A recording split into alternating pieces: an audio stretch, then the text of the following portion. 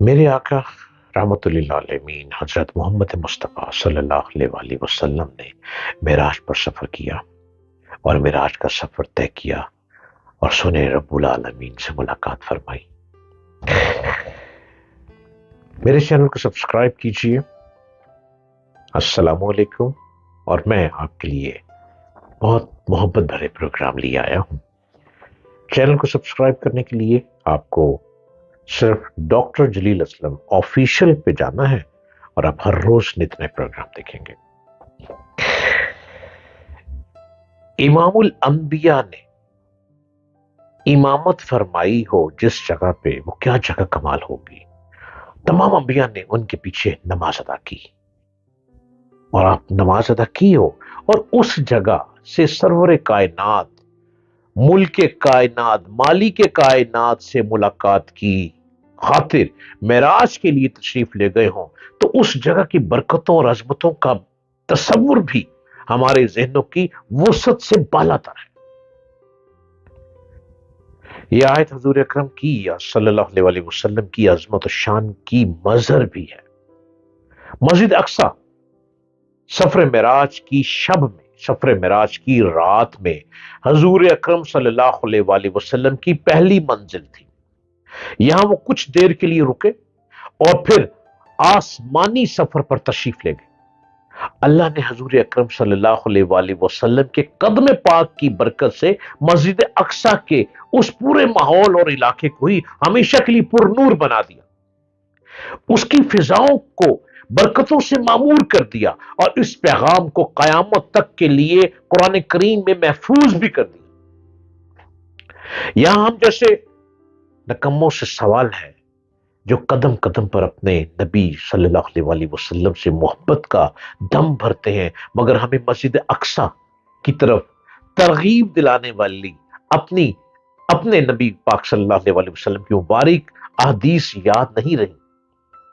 اس مسجد کی عظمت و برکت کا ایک اور نشان دیکھیے اور سوچئے کہ آخر ہم نے کیوں خود کو اس کی زیارت کے ثواب سے محروم کر رکھا ہے۔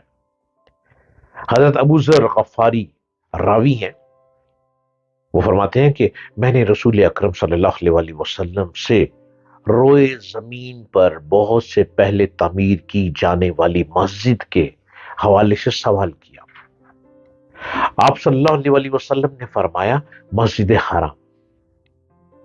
میں نے سوال کیا پھر کون سی مسجد؟ آپ صلی اللہ علیہ وآلہ وسلم نے فرمایا مسجد اقصی۔ میں نے سوال کیا ان دونوں کی تعمیر کے دوران کتنا وقفہ ہے؟ آپ صلی اللہ علیہ وآلہ وسلم نے فرمایا 40 سال۔ پھر پوری زمین تمہارے لیے مسجد ہے، جہاں بھی تمہیں نماز کا وقت آ جائے نماز پڑھ لو۔ سبحان اللہ، سبحان اللہ۔ اس حدیث سے سمجھ میں آیا کہ دنیا میں اللہ کی وحدانیت کا اعلان کرنے والی سب سے پہلی مسجد حرام ہے، پھر اس کے بعد مسجد اقصی، اور دونوں کی تعمیر میں 40 سال کا وقفہ ہے۔ مسجد حرام کی بنیاد حضرت آدم علیہ السلام نے رکھی، اور مسجد اقصی کے بانی بھی حضرت آدم علیہ السلام ہیں۔ البتہ مسجد حرام یوں کہہ لے کہ کعبہ مقدسہ کی تعمیر جدید حضرت ابراہیم علیہ السلام نے کی، اور مسجد اقصی کی تعمیر جدید حضرت یعقوب علیہ السلام یا حضرت داؤد علیہ السلام نے کی، لیکن اس کی تکمیل کا فریضہ حضرت سلیمان علیہ السلام کے ذریعے انجام کو پہنچا۔ بیت المقدس کی یہ سرزمین انبیاء بنی اسرائیل کا مسکن ہے، جن میں حضرت داؤد علیہ السلام، حضرت یعقوب علیہ السلام، حضرت سلیمان علیہ السلام، حضرت زکریا علیہ السلام، حضرت یحییٰ علیہ السلام اور حضرت ابراہیم علیہ السلام کے اسماء گرامی تاریخ نے محفوظ کر دیے۔ حضرت عیسیٰ علیہ السلام نے اسی سرزمین میں اپنی مقدس دعوت کا آغاز فرمایا۔ یہ سرزمین نہ جانے کتنے انبیاء کرام کا مدفن ہے۔ یہاں وہی نازل ہوئی ہے، یہاں پہ وہی نازل ہوئی ہے، وہی، اور یہی وہ سرزمین ہے جہاں قیامت قائم ہوگی اور جہاں شروع سے آخر تک کے سارے انسان جمع ہوں گے۔ مسلمانوں کی یہ مقدس میراث حضرت فاروق اعظم کے عہد سے ہی مسلمانوں کے پاس رہی۔ 14 ہجری میں حضرت فاروق اعظم کے زمانے میں بیت المقدس فتح ہوا۔ مجموعی طور پر 984 برسوں تک، یعنی 984 سالوں تک یہ مسلمانوں کے پاس رہا۔ جب 493 میں پہلی صلیبی جنگ ہوئی اور یہ صلیبیوں کے ہاتھ میں آیا، اور یوں اس پہ کئی دفعہ کبھی جھنڈا لہرایا، کبھی جھنڈا اتار دیا گیا۔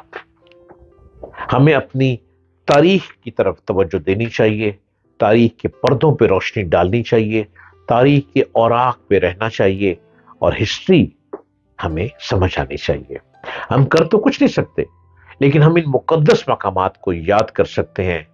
ایک امیجنیشن میں جا کے، تصوراتی دنیا میں جا کے ہم دعا مانگ سکتے ہیں، اور جب دعا مانگیں تو یہی تصور کریں کہ میرے پیارے آقا رحمت للعالمین حضرت محمد مصطفیٰ صلی اللہ علیہ وسلم نے ان تینوں مسجدوں کے بارے میں کیا خوبصورت باتیں فرمائی ہیں۔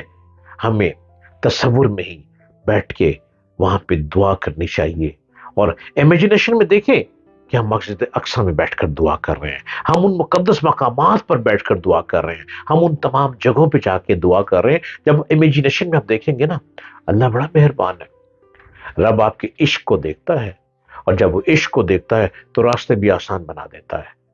تو دیکھیں، بہت سے لوگ حج عمرے پہ جاتے ہیں، اللہ ان کے راستے بنا دیتا ہے۔ اسی طرح اللہ تعالیٰ ہمارے راستے بناتا چلا جائے گا کہ ہم اپنی تینوں مساجد میں حاضری دیں گے اور ہم دعائیں کرتے چلے جائیں گے۔ اللہ نگہبان۔